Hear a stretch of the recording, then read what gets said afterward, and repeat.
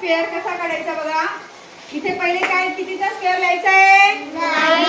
9 चा स्क्वेअर 81 आणि 7 चा स्क्वेअर 49. अरे आता आपण काय करायचं आहे? यांचा काय करायचं आहे? गुणाकार. 9 गुणिले 7 गुणिले 2 म्हणजे 9 मल्टिप्लाय बाय 7 मल्टिप्लाय बाय 2. मग 9 गुणिले 7 गुणिले 2 याचं उत्तर किती येणार? 9 7 63 आणि 63 गुणे 126. 63 गुणे 126.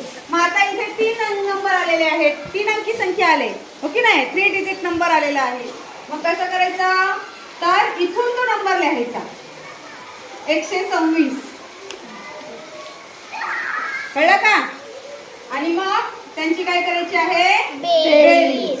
9 चे 9, 6 आणि 4 10 चा 0 चलाला 1 आणि 1 4 2 आणि 2 4 8 आणि 1 9 म्हणजे किती आलं उत्तर?